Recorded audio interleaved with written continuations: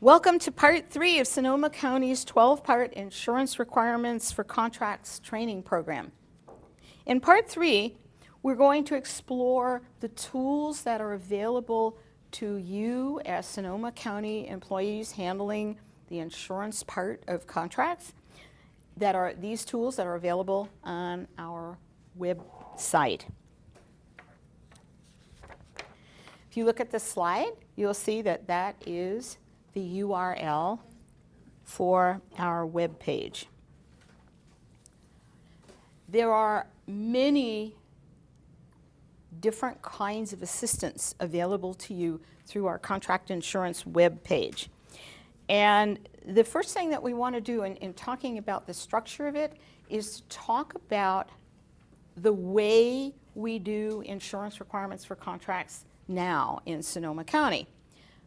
Years ago, we had a one-size-fits-all program where we had a set of standard insurance requirements, and it didn't matter whether you were an MC at the fair calling horse races or whether you were building a bridge over the Russian River. They were pretty much the same.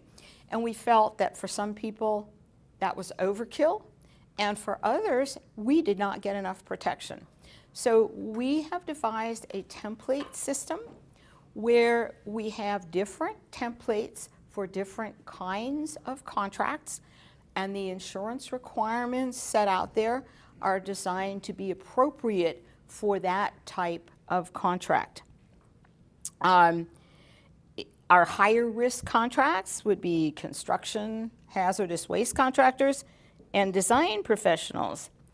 Lower risk contracts could be things like trainers, some permits and license agreements. The key thing is we no longer build the insurance requirements into the body of our contracts. Rather, we attach them as insurance exhibits. And the reason for that is from time to time, risk management will change the requirements. Maybe there's a change in insurance law, maybe there's a change in the way the insurance industry does things. This way you don't have to change the body of your contract, you just attach the current version of the template to make your insurance exhibit. Okay. So on our insurance web page, we have categories. By the way, the page goes down further than this. This is all we could fit in a slide. There are different categories of contracts. When you go to contract, what you do is you click on the type of contract that is it consulting, is it construction? And we have a number of them further down on the page. And you select the agreement category. Now, sometimes there may be more than one available template within the category. For example, when we click on consulting, we have 4 templates. 2 of them are with professional liability, 2 are without. And there are also differences because of the auto insurance. Sole proprietors get different auto insurance requirements.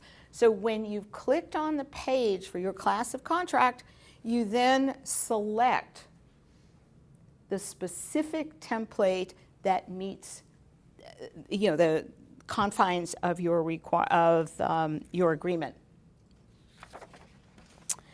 Okay, when you go to the page for that template, and we've chosen as our example template 5, that's for consultants that are corporations or partnerships or limited liability companies that need or from whom we require professional liability. You will find that you've got some instructions and you've got a link for downloading the template. When you click on that link that says download template, what you're going to get is a Word document. And that Word document will be the basis for your insurance exhibit. You'll also get a template assistant, which we'll talk about a little bit later. So, how do you create an insurance exhibit for your agreement?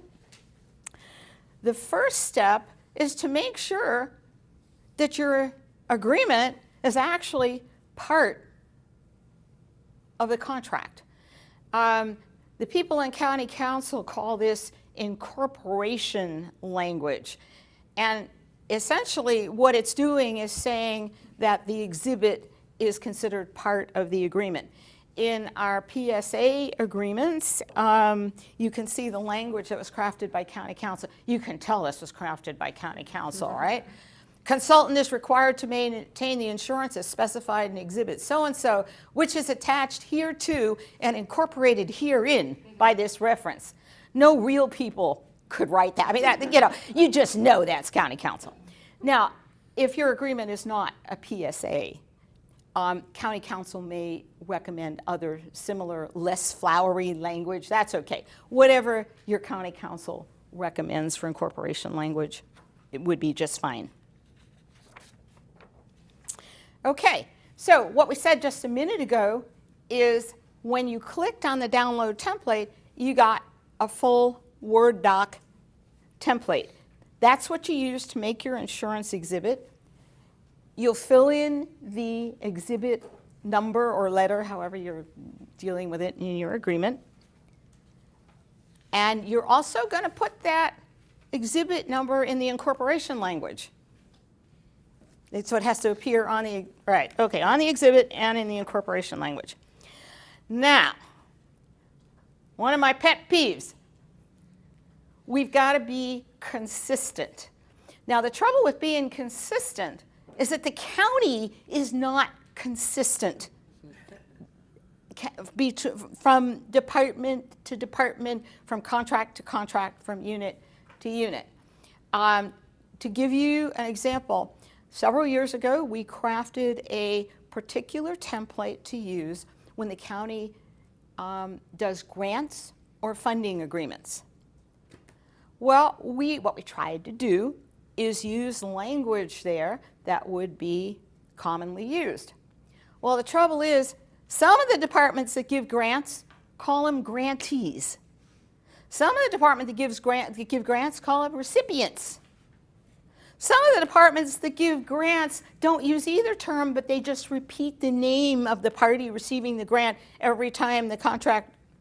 Well, how the heck can we do a standard template that's going to fit everybody? So on the instruction page, it tells you you're going to have to go through the template to edit it to match your agreement. The other thing is, our agreements use the standard language county. The assumption is the county is contracting. Except Lori from Water Agency knows. It's different. We have our own template. Well, first of all, they call themselves agency or sometimes owner. So they're going to have to change that in theirs. Then we have the Open Space District here. We're our Open Space District. There you go. Hi, Open Space District. All right. You don't use county. You use district. So you're going to have to edit the agreement to say district where it says county. Do we have anyone from the fair here?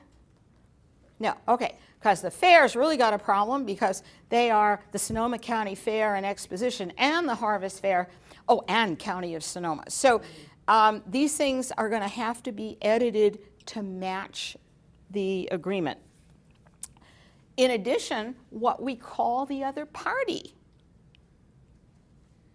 has to be edited. I've seen agreements where we have contracted with another party to provide maybe food for a meeting or an event, and they're called a consultant in the agreement. Well, that wasn't my picture of a consultant, but if that's what you put in your agreement, then you've got to change the template, because the template that works for that is not going to say consultant. Okay, does that make sense? So it is incredibly important that you go through the standard template and have it match your agreement. I don't care if you call the other party dog catcher, but if you do in your agreement, then you got to do it in the insurance agreement, the insurance exhibit. If you're not sure, always a reminder, usually the opening paragraph of an agreement specifies who the parties are and the way in which they'll be referred to in the agreement. So that's how you can tell what you need to do to edit the template. Okay. The other thing that we find in our templates is some instructions. And there are certain things that have to be filled in or done. And they're marked in red. And these are just excerpts from different templates to show you.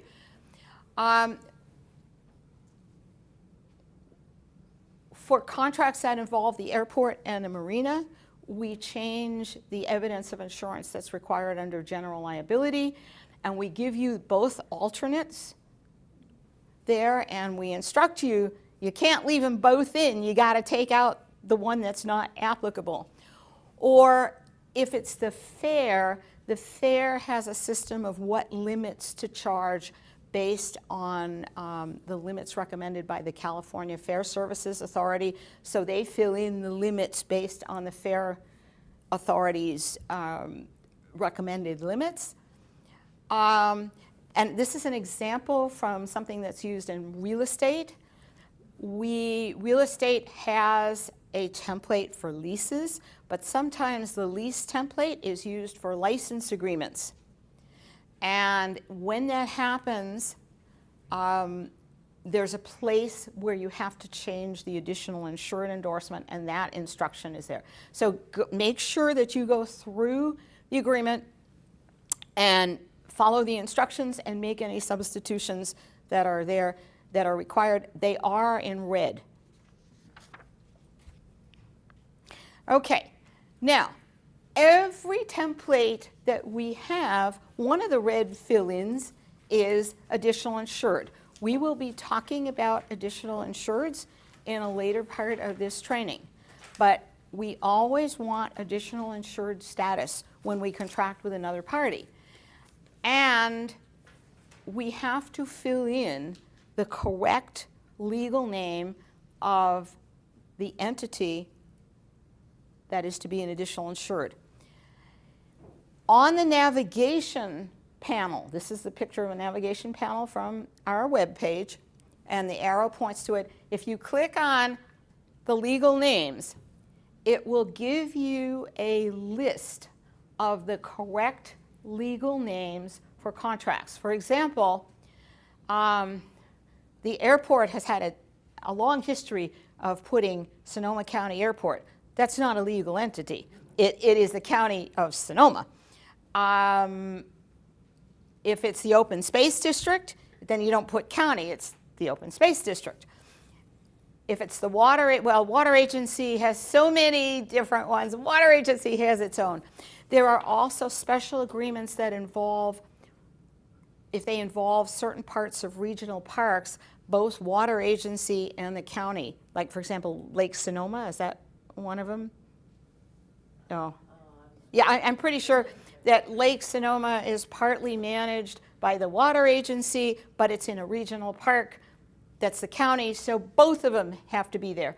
Also, for some of our boards and commissions, we would need the name of the board, the commission, and the county. So you just click on that and you can find the correct legal name.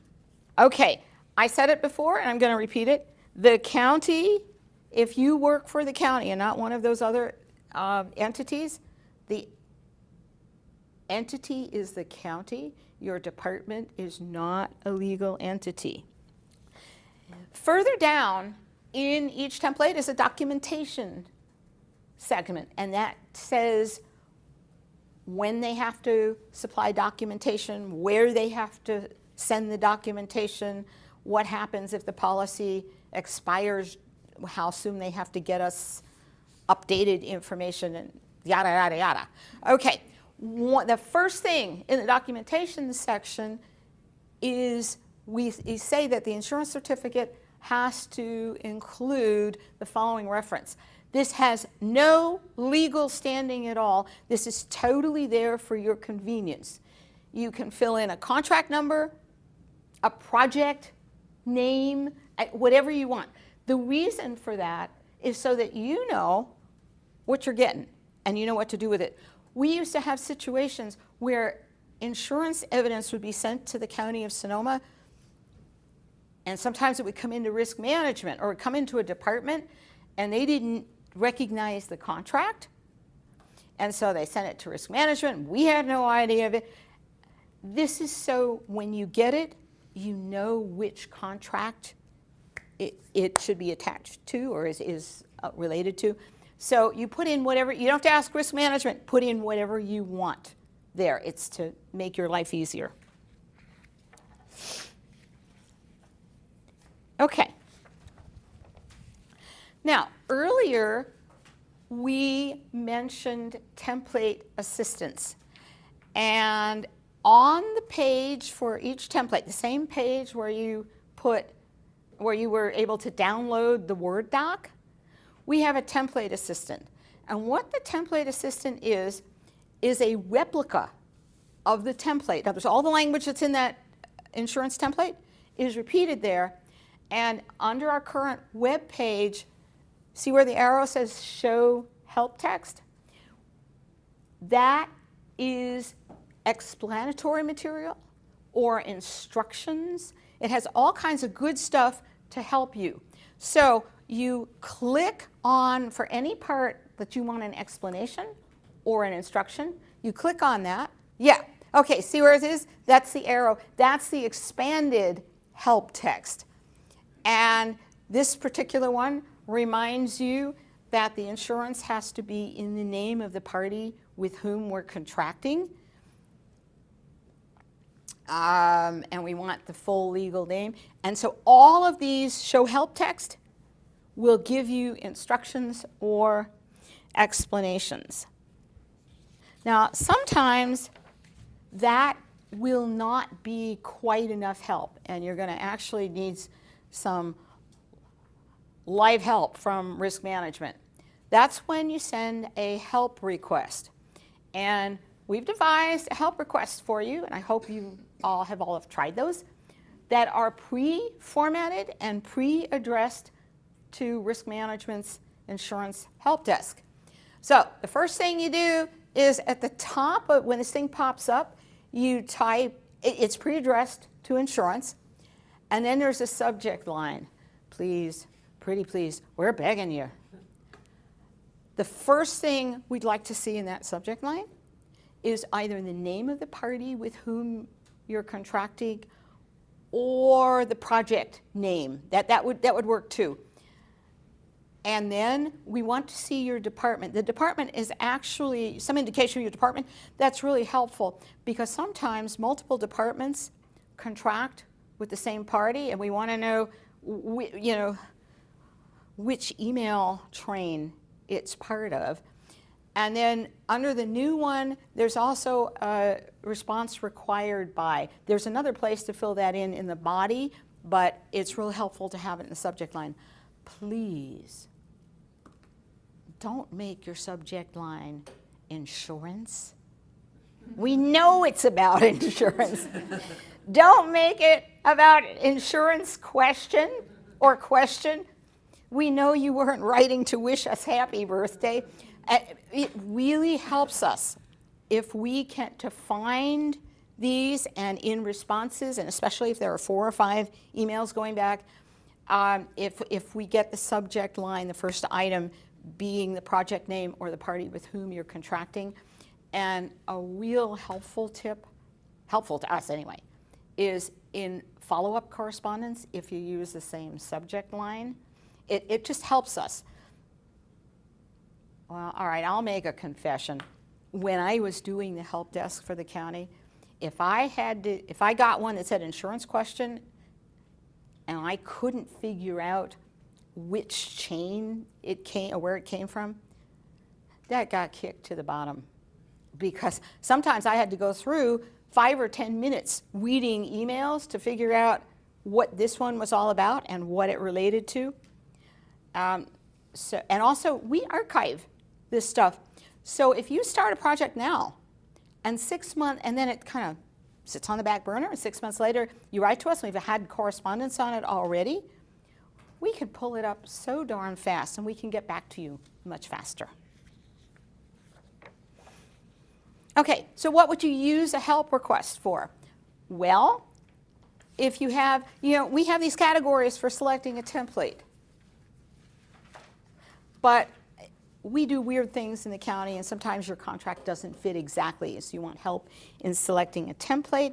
Or sometimes you get evidence of insurance documentation, and it looks weird, and you can't figure out if it's compliant or not. Sometimes you have miscellaneous insurance questions. Those are all things that work really well and should be sent to us on a help request. Don't use it for waivers, and we are going to discuss waivers in part 4 of this training. Nor should you use it for evidence of our insurance. We sometimes have to provide evidence that we have insurance. We have to provide that to other people. Don't use a help request for that one. All right, sometimes you have multiple agreements and you have the same kind of question. Please don't send us 4 agreements in one email, because if we don't have time to go through all 4 of them, we're never going to figure out how much we've done. You can send another help request for the other 3 and say, this is just like the last one, and we got it. But if 4 of them are in there, and maybe they're not exactly the same, and then we have to go through each one, we might not have time to do 4 agreements in one sitting. So it's real helpful to do 1 agreement per help request. Now, we've got more resources for you on our insurance webpage. How many of you, from time to time, have to work with using a purchase order or blanket purchase order? Oh, okay, well, not too many today. Okay, if you do, there are separate insurance procedures for purchase orders and blanket purchase orders, and when you click on our on the navigation panels, you can click right there, and you get a chart which talks about the commodity or service, whose responsibility, because some of these, the responsibility goes to purchasing, and some it goes to the department, and what the procedure is. What else can you find? Sample forms. Now, the insurance industry has many different companies with many different forms.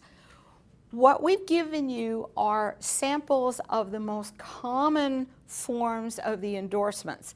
And if you click on a sample form, you get all kinds of things. We highlight for you the important language, and we also put instructions or explanatory material. The reason for highlighting the important language is that if you get an endorsement that's not exactly the same, you can look to see if it has similar language. All of our insurance requirements, when we specify an endorsement, also say or equivalent. We can't force the people with whom we contract to use an insurer that uses exactly these standard endorsements. That would not work. You can also get links to the sample forms through the template assistance. There is also a page there that talks about and explains professional liability insurance in a little more detail. We will go into that in part 10 of our training. And for those of you who do construction and require construction bonds, there's also a page that explains the different kinds of construction bonds. That concludes part 3 of Sonoma County's insurance training program.